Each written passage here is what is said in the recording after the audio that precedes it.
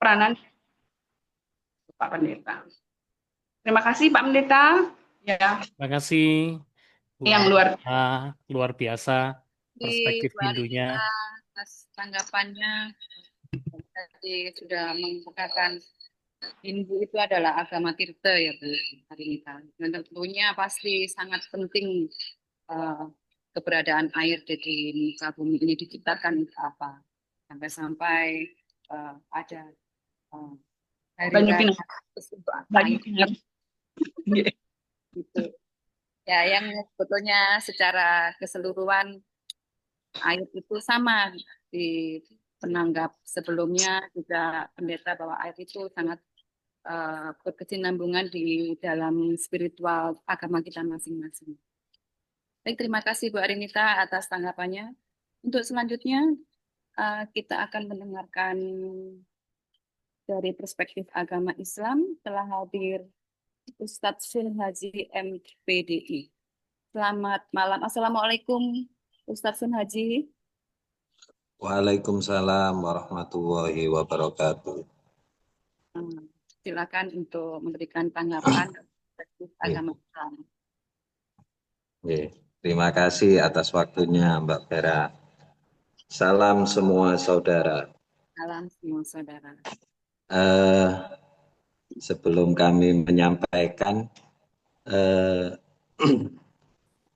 apa yang sudah disampaikan saudara-saudara tadi, baik itu dari khususnya Pak Pendeta Yosen ini tadi sudah mewakili sebenarnya. Karena buku yang sudah beliau buat itu kerjasama antara Kristen dan Islam. Dan beliau sedikit sudah banyak mengungkap tadi itu. Tapi juga yang juga disampaikan oleh Bante tadi juga sangat menambah khazanah juga dari Ibu siapa itu tadi dari agama Hindu itu juga sangat menambah khazanah ilmu akan kaitannya dengan air sebagai eco-spirituality. Di sini kami mewakili agama Islam, betapa erat hubungan antara air dengan manusia itu sendiri. Tadi juga sudah diungkap oleh teman-teman, 3/4 dalam tubuh kita ini terbentuk dari air. Begitu pula bumi beserta isinya ini, 3/4-nya itu juga terdiri dari air. Dalam pandangan Islam, dalam agama kami, ini hubungan suci, bahwasannya antara manusia dengan alam, secara khusus di sini yang mewakili adalah air, itu adalah hubungan suci yang tidak bisa dipisahkan. Kenapa? Karena yaitu tadi, kesamaan manusia sebagai alam kecil, bumi beserta isinya sebagai alam besar. Dan ada alam yang lebih besar, yaitu alam raya. Ketika kita merusak bumi, itu sama juga kita mencederai diri kita sendiri secara tidak langsung. Dan di dalam Islam, tadi juga sudah disebutkan oleh Pendeta Yosen bahwasannya manusia atau seorang Muslim itu dijadikan Allah, pencipta alam ini, sebagai khalifah, sebagai pengatur, sebagai pengelola, sebagai orang yang bisa memanfaatkan alam. Wabil khusus ini yang jadi catatan kita itu adalah air. Maka ketika kita merusak air atau alam, berarti ya sudah, kita juga merusak diri kita, merusak manusia secara umum juga. Ada 4 hal sebagai catatan penting dalam Islam yang perlu kami sampaikan, yaitu Yang pertama, air sebagai sumber kehidupan. Dalam kitab suci Al-Quran disebutkan, وَجَعَلْنَا مِنَ الْمَاءِ كُلَّ شَيْءٍ حَيٍّ أَفَلَا يُؤْمِنُونَ. Dalam surat Al-Anbiya ayat 30, dan kami menjadikan segala sesuatu yang hidup itu berasal dari air. Maka tidakkah mereka mau beriman? Dari sini tadi juga sudah disampaikan oleh teman-teman. Dalam pandangan Islam, sejarah Islam pun juga menyebutkan seperti itu. Jadi sebelum manusia diciptakan, yang ada lebih dulu itu adalah bumi beserta isinya. Dan dari bumi beserta isinya itu tadi, dimunculkannya kehidupan di atas muka bumi itu melalui air. Kehidupan apa yang mula-mula muncul? Yaitu segala tumbuhan-tumbuhan yang ada di dalam air. Dari tumbuhan-tumbuhan yang ada di dalam air itu tadi, beserta itu pula di belakangnya muncul kehidupan dari hewan. Plankton yang kecil-kecil. Seperti itu sampai akhirnya dari dalam air muncul ke permukaan sampai mampu bertahan hidup, berkembang biak, akhirnya menjadi tumbuhan darat. Begitu pula hewan. Kehidupan hewan pun juga seperti itu. Tapi yang lebih dulu itu adalah tumbuhan. Maka di dalam Islam, dalam surat Al-Baqarah, Allah berfirman, Bismillahirrahmanirrahim. Wa idh qala rabbuka lil malaikati inni ja'ilun fil ardi khalifah.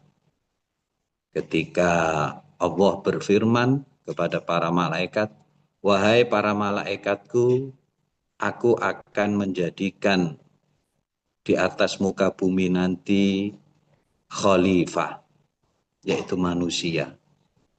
Ini sebenarnya panjang ayat ini dan banyak tafsirnya.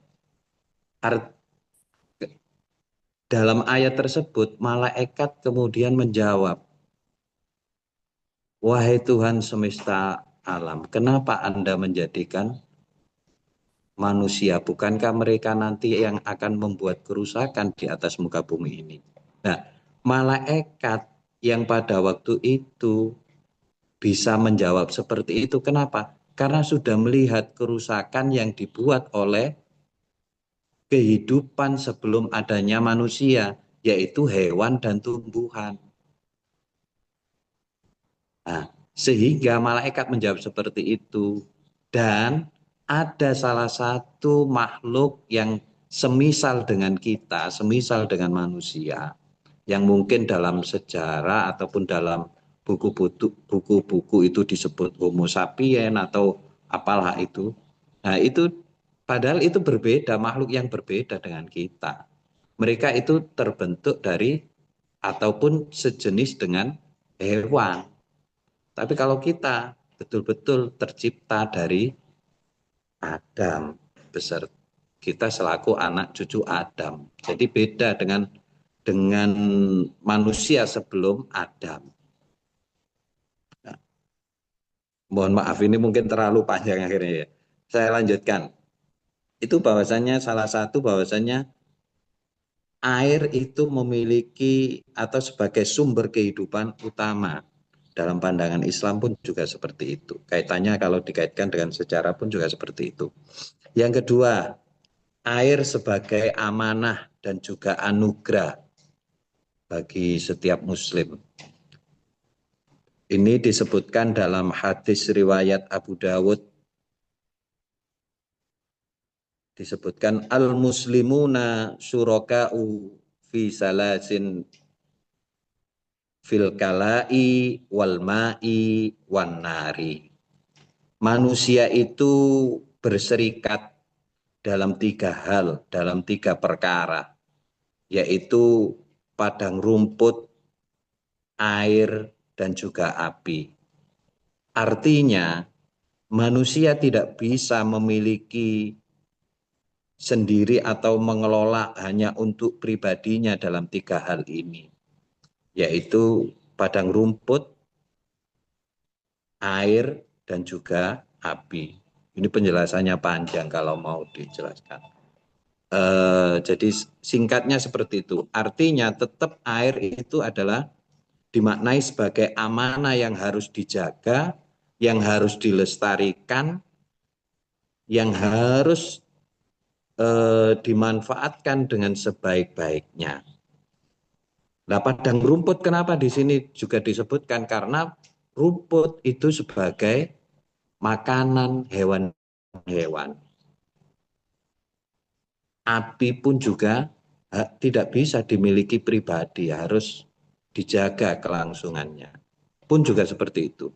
Yang ketiga, dalam Islam, mengapa air itu penting? Yang ketiga adalah larangan menggunakan secara berlebih-lebihan. Ini kami dapati dari hadis yang disebutkan oleh Ahmad, rawahu Ahmad.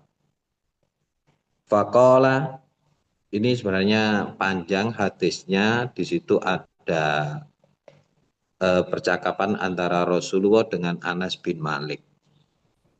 Yang ketika dalam perjalanan kemudian menemui ada seorang muslim, seorang umat yang kemudian dia sedang berwudu di dalam sungai.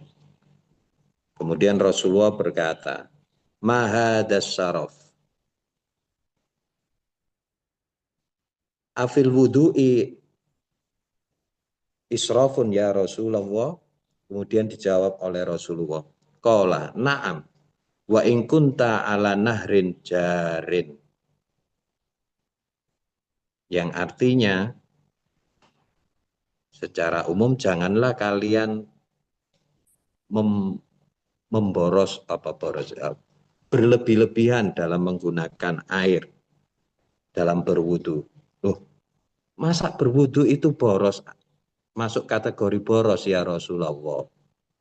Salah satu sahabat tadi bertanya seperti itu, kemudian dijawab oleh Rasulullah, iya, lah itu kalian berwudu di dalam sungai.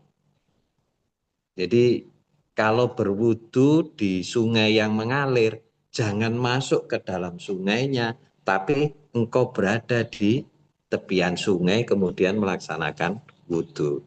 Jadi ada salah seorang sahabat yang cerita dalam hadis ini, berwudu tapi dia masuk ke dalam sungai. Nah, ini dapat teguran dari Rasulullah. Hal yang seperti ini kategori pemborosan dalam air. Ini bukti bahwasannya Islam juga menjaga betul keberlangsungan air dan kesucian daripada air itu sendiri. Yang keempat, air itu sangat, tadi juga dibahas oleh teman-teman, di dalam agama apapun sangat menjunjung tinggi air sebagai kesucian. Di dalam Islam pun juga sama seperti itu. Kenapa? Sebelum kami Muslim ini melakukan ibadah, sholat, itu juga melaksanakan wudhu. Wudhu itu dengan menggunakan air. Bersuci. Bersuci itu bisa berwudhu, bisa dengan mandi, mandi besar dalam istilah Islam itu juga tetap menggunakan air. Nah, yang tidak kalah penting ya harus itu tadi, tidak boleh berlebih-lebihan dalam penggunaannya. Yang kelima itu adalah kesadaran hidup. Air sebagai kesadaran hidup. Artinya apa? Air sebagai simbol ketergantungan manusia untuk melangsungkan kehidupan. Hati manusia amat sangat tergantung kepada kekuatan dia berzikir kepada Tuhannya. Sehingga eh, seperti tanah yang tandus, ketika mendapat siraman air maka akan banyak tumbuh-tumbuhan yang bisa hidup. Dari tumbuh-tumbuhan yang hidup itu tadi akan muncul hewan-hewan kecil yang hidup di dalamnya. Maka dari itu mari kita sama-sama menjaga air sebagai sumber kehidupan baik secara dohir maupun batin. Sehingga kita harus menggunakan air sebijak mungkin dan kita harus arif dan bijaksana kepada alam, wabil khusus kepada air. Karena itu juga kaitannya dengan kehidupan kita selanjutnya. Mungkin itu saja Mbak Vera yang bisa kami sampaikan. Mohon maaf apabila banyak kekurangan dan sudah saya ini sebenarnya butuh bukunya Pendeta Yosen ini tadi. Wah, sepertinya bagus ini. Apalagi kalau dibagikan secara gratis itu lebih bagus itu Silakan berWA kepada teman-teman IMB ini. Pendeta Yesus. Kami akhiri. Assalamualaikum warahmatullahi wabarakatuh. Salam semua saudara. Salam semua saudara. Makasih Gus. Ustaz Sun Haji atas tanggapannya. Baik, kita untuk selanjutnya kita menginjak pada penanggap Pak Dunarto dari Konghucu. Pak masih hadir? Selamat malam Mbak Vera, Ya, malam Pak Pendeta Dunarto. Yosef, Yoses, salam Selamat semua saudara. malam. Saudara, silakan untuk Ya. menanggapi dari perspektif agama Konghucu. Silakan. Saya rasa saya sependapat dengan semua ya, menanggap di sini bahwa kita masing-masing agama begitu menghargai akan keberadaan air. Dan juga di agama kita Konghucu, kita pun kalau sebelum melakukan suatu persembahyangan atau upacara besar, pasti kita melakukan mandi keramas, bersih hati, bersih diri, dan baru kita mulai dengan acara sembahyang kita. Contoh yang paling sering kita lihat di dalam kelenteng kita, kalau kita mau melakukan persembahyangan atau ibadah CISU tanggal 15 atau tanggal 1 Imlek, sebelum kita masuk ke kelenteng kita, pasti kita mensucikan diri kita, ya, cuci tangan, basuh kaki kita di tempat air yang disediakan di kelenteng masing-masing. Di dalam konsep agama kita Konghucu, kita meyakini adanya konsep tiga kenyataan atau tiga hakikat yang kita kenal dengan samcai. Di situ ada Tuhan yang kita sebut dengan Tien, dan manusia, dan Ti, bumi, sebagai tempat kita berpijak. Bagaimana kita berhubungan dengan Tuhan? Kita harus dengan tepasalira, Chongsu. Ya. Bagaimana kita berhubungan dengan sesama manusia? Kita harus tepasalira. Dan bagaimana kita sebagai manusia berhubungan dengan bumi yang kita pijak, kita harus harmonis. Di dalam bumi yang kita pijak, Bapak Ibu sekalian, dalam iman kami, agama Konghucu, kita mengenal adanya 5 unsur atau 5 elemen yang kita kenal di dalam keyakinan kami adalah using. Di situ salah satunya adalah adanya air. Ada air, ada unsur kayu, ada unsur api, ada unsur tanah, ada unsur metal.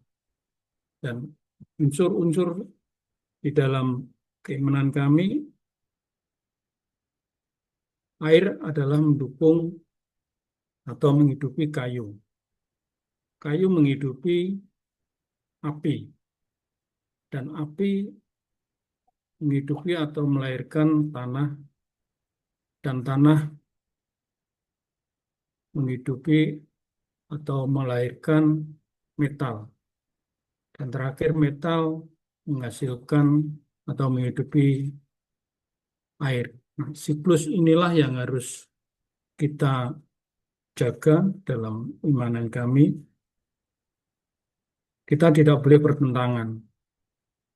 Semua unsur di dalam diri kita kebanyakan air, unsur air kita harus mampu menghidupkan tanah. Sehingga di dalam diri kita tidak terlalu banyak akan air. Begitu juga kalau unsur di dalam diri kita manusia kayu, kita juga harus menghidupi api. Siklus inilah yang harus tetap kita pelihara dalam kehidupan kita yang kita imani. Itu saja tanggapan dari saya. Sekali lagi terima kasih Pak Yoses, Pendeta Yoses, Bu Terima Vera, kasih Pak salam semua kita saudara. Junarto. Oh, salam Salam semua saudara. pada intinya semua agama sama. Air itu sangat penting dan hubungannya dengan spiritual kita juga sangat berperan. Karena waktu sudah menunjukkan pukul 9:30, tapi kita memberikan kesempatan satu saja, barangkali ada yang mau bertanya atau memberikan tanggapan kepada audiens kita yang telah hadir di sini.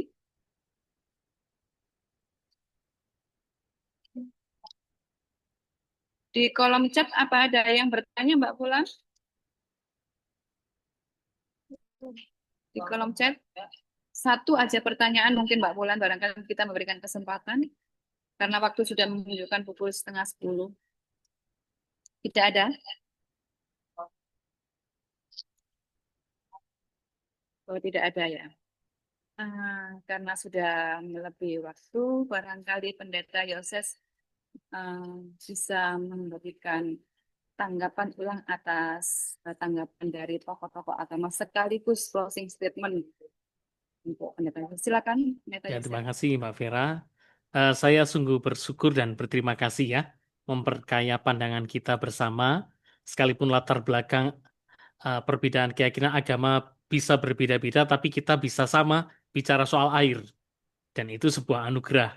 Jadi dari hal tersebut, maka kita bisa makin memperkaya khasanah ataupun juga pemikiran ataupun diskusi-diskusi kita. Dari hal sederhana air, tapi pada akhirnya kita menemukan ruang bersama untuk makin bertumbuh dalam kehidupan. Nah, mungkin saya akan tutup dengan pantun saja ya, Mbak Vera ya. Wah, Karena kemarin nggak saya ikuti ya, pantunnya bagus-bagus gitu ya, barangkali nanti akan jadi lomba pantun ini.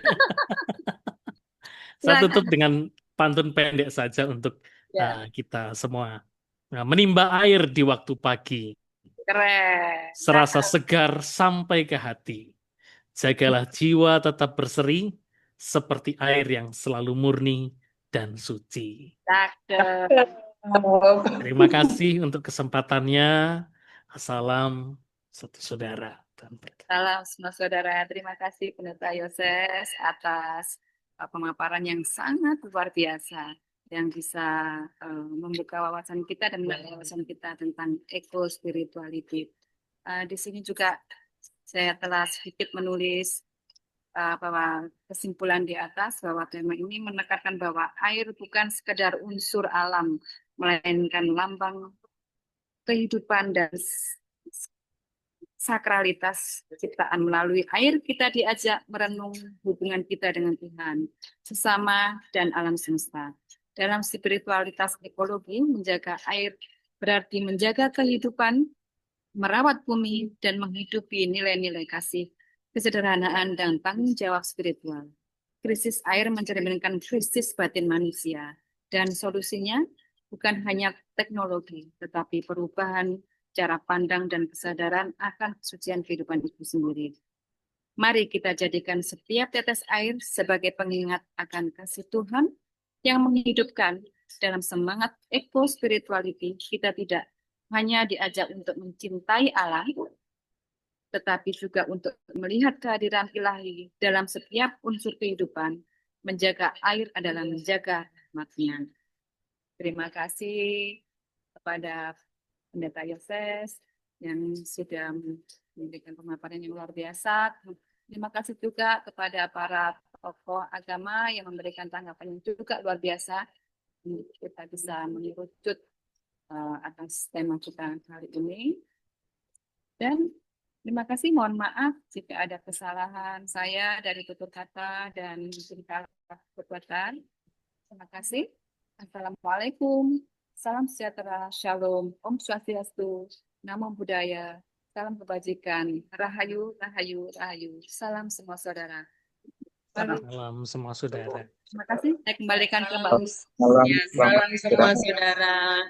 Baik, sampaikan terima kasih kepada narasumber kita, Bapak Pendeta Yoses. Pak, terima kasih ya atas waktunya. Sama-sama. Mohon maaf kalau ada yang kurang Pencerahannya. atau ada Ya. yang kurang berkenan. Ayo, Mohon maaf Bapak. kalau ada yang kurang dan kurang berkenan. Oh, tidak sama sekali, Pak. Kurang bukunya Pak Pendeta. Kurang, ya, Oh iya, kurang saya tambahan minta ke lagi. percetakan nanti agar bisa dikirim. Iya. Jigus. Mungkin nanti materinya bisa di-share ke WA saya ya, Pak Yoses, untuk Boleh, dibagikan ya. ke teman-teman. Dan saya ucapkan terima kasih juga kepada moderator kita Mbak Vera yang sudah memandu jalannya diskusi kita pada malam hari ini, kepada seluruh tokoh rohaniawan IMP yang sudah menyempatkan waktunya juga dengan tulus, ikhlas, selalu memberikan kita asupan-asupan rohani dan juga asupan-asupan pengetahuan yang selalu baru dan segar. Baik, terima kasih kepada seluruh peserta yang sudah mengikuti jagongan dengan setia setiap Senin. Jangan lupa untuk mengisi absensi dan kuesionernya untuk penerbitan e-sertifikat.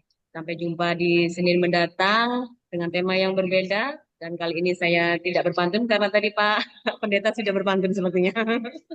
Ya, baik, terima kasih Pak Pendeta Yoses sekali lagi. Jangan kapok, selalu berbagi ilmu dengan kami. Ya, selamat malam, selamat beristirahat semua Bapak Ibu. Malam. Wassalamualaikum dan salam semua saudara. Waalaikumsalam. Salam semua saudara. Selamat istirahat. Ya. Untuk bendir semuanya.